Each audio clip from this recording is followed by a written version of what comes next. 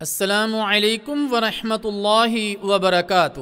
الحمدللہ رب العالمین والصلاة والسلام علی اشرف الانبیاء والمرسلین سیدنا محمد وعلی آلہ وصحبہ اجمعین، اما بعد۔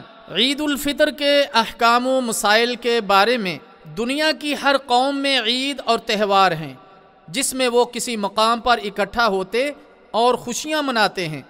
اسلام نے بھی مسلمانوں کے لیے 2 عیدیں مقرر کی ہیں۔ رسول اللہ صلی اللہ علیہ وسلم نے اہل مدینہ کی قبل از اسلام عیدوں کو ختم کر کے ان کے لیے 2 الگ عیدیں یعنی عید الفطر اور عید الاضحیٰ مقرر کی۔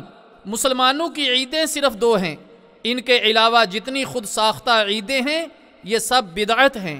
مسلمانوں کی عیدیں دوسری قوموں سے بہتر ہیں، اس لیے کہ مسلمانوں کی عیدوں میں طہارت، عبادت، ذکر و الہی، خطبہ، مباح کھیل کود ہیں اور کسی قسم کی گندگی، گالی گلوچ، فحش اور شرک و کفر کی باتیں نہیں ہیں، جبکہ دوسری قوموں کی عیدوں میں غیر اللہ کی عبادت، شرکیہ افعال، گندگی و نجاست، ناچ گانے اور فحش و بے حیائی کی بہت ساری چیزیں پائی جاتی ہیں۔ عید الفطر کے لیے چند مسائل کو جاننا ضروری ہے۔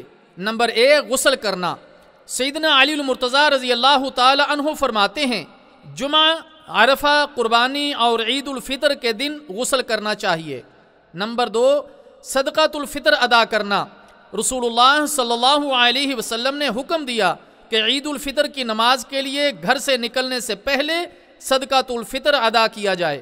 نمبر 3، بغیر اذان اور تکبیر کے نماز پڑھنا۔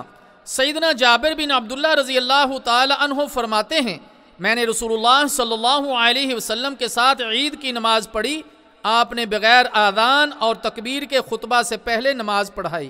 نمبر 4، عیدگاہ میں نفل۔ سیدنا ابن عباس رضی اللہ تعالی عنہ اور عمر بن خطاب رضی اللہ تعالی عنہما بیان کرتے ہیں کہ آپ صلی اللہ علیہ وسلم نے عیدگاہ میں سوائے عید کی 2 رکعتوں کے نہ پہلے نفل پڑھے نہ بعد میں، البتہ عید کی نماز سے فارغ ہو کر گھر جا کر 2 رکعتیں پڑھی جا سکتی ہیں۔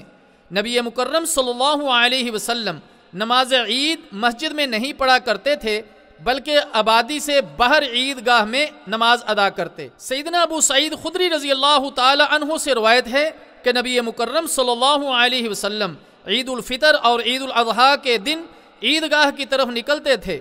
آپ کی عیدگاہ مسجد نبوی سے 1000 ذراع کے فاصلے پر تھی۔ یہ عیدگاہ البقیع کی طرف تھی، لیکن کسی مجبوری کے تحت مسجد میں نماز پڑھائی جا سکتی ہے۔ نمبر 5، نماز عید سے پہلے کھانا۔ نبی رحمت صلی اللہ علیہ وسلم عید الفطر میں کچھ کھا کر نماز کو نکلتے اور عید الاضحیٰ میں نماز پڑھ کر کھاتے۔ رسول اللہ صلی اللہ علیہ وسلم عید الفطر کے روز تاک کھجوریں کھا کر عیدگاہ جایا کرتے تھے۔ نمبر 6، دیہات میں نماز عید۔ سیدنا انس بن مالک رضی اللہ تعالی عنہ جب شہر جا کر عید کی نماز باجماعت ادا نہ کر سکتے تو اپنے غلاموں اور بچوں کو جمع کرتے اور اپنے غلام عبداللہ بن ابی عتبہ کو شہر والوں کی نماز کی طرح نماز پڑھانے کا حکم دیتے۔ نمبر 7، نماز عید کا وقت۔ ایک قافلہ رسول اللہ صلی اللہ علیہ وسلم کے پاس آیا، انہوں نے اس بات کی گواہی دی کہ انہوں نے کل عید کا چاند دیکھا ہے۔ آپ صلی اللہ علیہ وسلم نے صحابہ اکرام رضی اللہ تعالی عنہ اجمعین کو حکم دیا کہ وہ روزہ افطار کر دیں اور کل جب صبح ہو تو وہ عیدگاہ کی طرف نکل آئیں۔ اس حدیث سے اس بات کی دلیل ملتی ہے کہ اگر کسی عذر کی بنا پر نماز عید فوت ہو جائے تو وہ اگلے دن عید کی نماز کو ادا کیا جا سکتا ہے۔ سیدنا عبداللہ بن بصر رضی اللہ تعالی عنہ عید الفطر کے روز نماز کے لیے گئے، امام نے نماز میں تاخیر کر دی تو فرمانے لگے رسول اللہ صلی اللہ علیہ وسلم کے زمانہ میں ہم اس وقت نماز سے فارغ ہو چکے ہوتے تھے۔ راوی کہتے ہیں کہ یہ چاشت کا وقت تھا، تو معلوم ہوا کہ عیدین کی نماز میں تاخیر جائز نہیں۔ نمبر 8، عیدین کے لیے راستہ تبدیل کرنا۔ سیدنا جابر بن عبداللہ رضی اللہ تعالی عنہ فرماتے ہیں کہ نبی مکرم صلی اللہ علیہ وسلم عید کے دن عیدگاہ آنے جانے کا راستہ تبدیل فرمایا کرتے تھے۔ نمبر 9، عیدگاہ میں عورتوں کا جانا۔ سیدہ ام عطیہ رضی اللہ تعالی عنہ کہتی ہیں ہمیں حکم دیا گیا کہ ہم سب عورتوں کو حتیٰ کہ حیض والیوں کو اور پردہ والیوں کو بھی دونوں عیدوں میں گھروں سے نکالیں تاکہ وہ سب مسلمانوں کی جماعت یعنی نماز اور ان کی دعا میں حاضر ہوں، اور فرمایا کہ حیض والیاں جائے نماز سے الگ رہیں، یعنی وہ نماز نہ پڑھیں لیکن مسلمانوں کی دعاؤں اور تکبیروں میں شامل رہیں تاکہ اللہ تعالیٰ کی رحمت اور بخشش سے حصہ پا سکیں۔ نمبر 10، تکبیرات عید۔ حافظ ابن حجر رحمہ اللہ تعالی تکبیرات کے پڑھنے کے بارے میں فرماتے ہیں کہ رسول اللہ صلی اللہ علیہ وسلم سے اس بارے میں کوئی حدیث ثابت نہیں۔